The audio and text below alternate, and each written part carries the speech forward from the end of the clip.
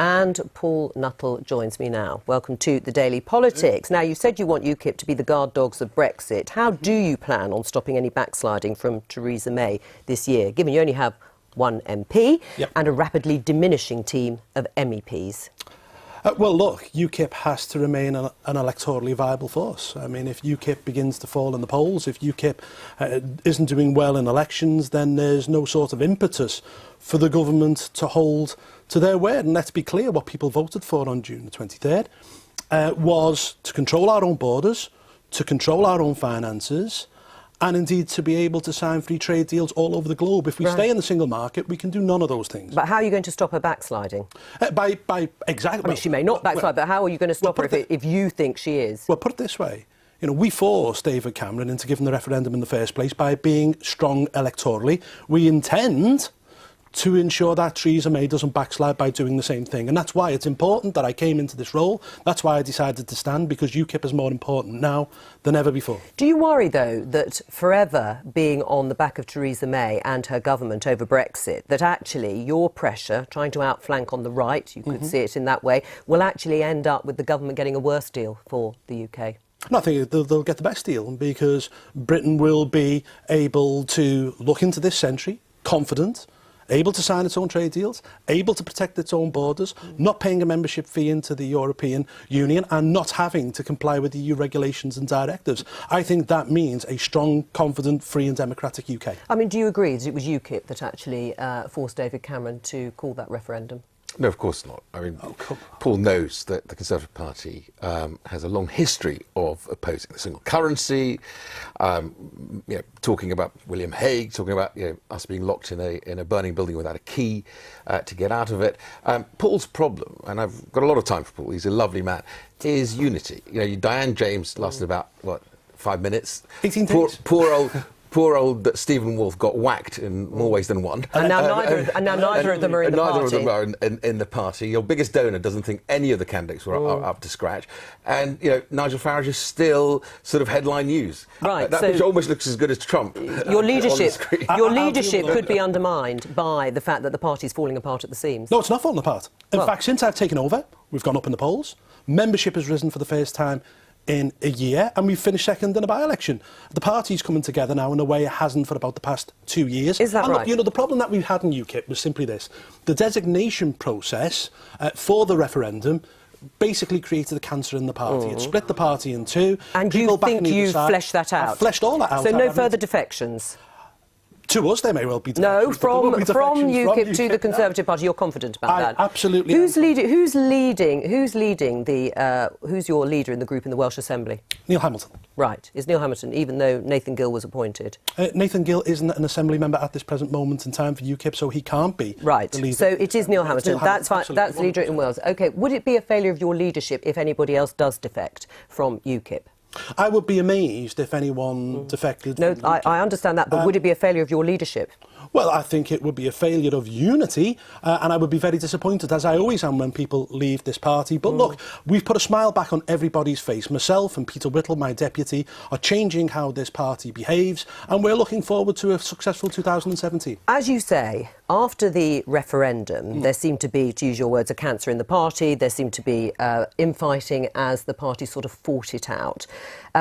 And that leads people to believe that UKIP can no longer be a single-issue party. Yes. So let's look at some of the ideas that you've had. No doubt you've been thinking about it over Christmas, a distinctive change in UKIP policy. What are your distinctive ideas other than Brexit? Well, firstly, if you look at our last manifesto in 2015, it was regarded by many of the political commentariat to be the best manifesto on offer. In fact, for the first time in the history of British politics, our manifesto was fully costed by an independent economic think tank. All right, well, let's have a look at it. But hang on, before we move on to that, we will be fleshing out policies within the next couple of months. I've only been in the job 6 weeks. Sure. Look, our spring conference is on February the 16th and 17th in Bolton. There'll be big policy announcements. Right, but you said you want to challenge Labour in its northern strongholds. So what are your policies to challenge Labour in those strongholds? What are you going to say on workers' rights? Well, hang on. Hang on. Well, firstly, workers' rights will be protected, but all workers' rights. Hang on. We're going to flesh out these policies, and we're going to make big announcements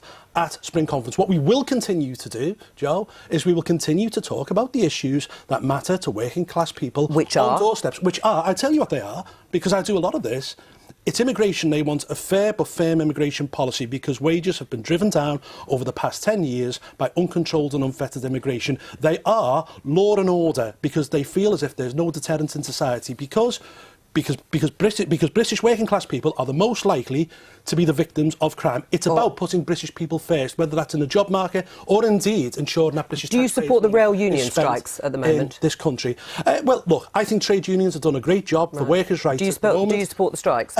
In a way, I think there is. But there's different strikes going on, actually. Joe. All right, well, let's take the ones strike. on Southern but there are RMT strikes across the board. I mean, if you are supporting workers' rights and you want to challenge Labour in the northern strongholds, it's a straightforward question: do you support the strikes? I don't agree with the strike on Southern Rail. Right. Because you've already got the union leader who agreed that trains without ticket collectors were not a problem before Christmas, and now suddenly thinks they are a problem. Do you still support the triple lock on pensions? Yes, I do. Right. On the economy, would you like to see increased spending on capital projects? Yes, I would. Right. How much? How much would you spend? Well, I'm not going to give you a figure. I'm not going to give a figure right now. We are going to flesh all these kind of things out. There'll be big announcements, as I said, at the Spring Conference. But what we will continue to do is we will continue to talk about the things which matter to working people, and we will replace the Labour Party, I genuinely believe, as the patriotic voice of working people. Right. Well, what do you say to that?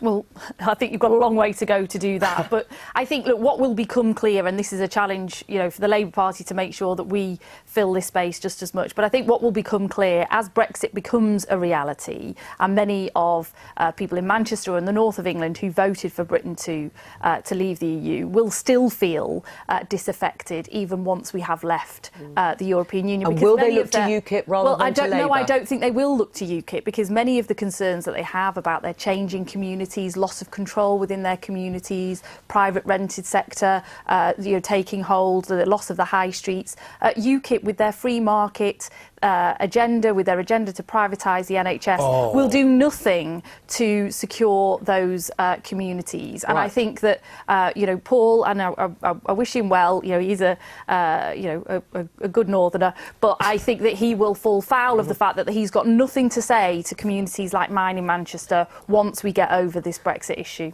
Well, respond to that. Oh, I think we will. I think you've got a Labour Party. What's your benchmark going to be, though? Hang on. You've got a Labour Party now which is led by a guy who seems to be obsessed with the issues that swirl around the Islington dinner party. Climate change, fair trade, Palestine, all that kind of stuff. These aren't the issues that matter to people in your constituency or my constituency of Bootle. Right. As I say, has he got a point there? Well, in my constituency, in my part of the world... But what about Jeremy Corbyn not having resonance in your part of the world? No, and there's definitely some truth to that. That's part of the reason we're having the conversations within the Labour Party that we are having. But my constituency, they see a strong Labour council in Manchester. They see renaissance in parts of the north, but they want to see that spreading further. They want to see their communities flourishing once again and not being in decline. And I think that strong Labour voices in the north will offer that, not Paul. It's a big year for elections across Europe, as you know, in France and Germany. Will you be campaigning alongside Marine Le Pen in the French elections? No, this leader of UKIP will not be involving himself in any foreign elections. Right. And so there'll be no campaigning alongside Marine Le Pen. I mean, she said on the topic of immigration and the European Union, not a hair's breadth of difference between what UKIP thinks and what the National Front thinks. No. Let's be truthful. Not an issue, not going to happen. You're not going to go there. Absolutely not. I'm more focused on council elections in this country. And what about your MEP? And what about your MEPs? They won't be there. Right, they won't be. Is that going to be an instruction coming out from you as the leader of UKIP? Rightly or wrongly to say, we're not going to have any campaigning alongside. I've just given it on this show. Right. Ain't going to happen. Right, so you are going to tell them? Yep. All right, Paul Nuttall, problem. thank you very much.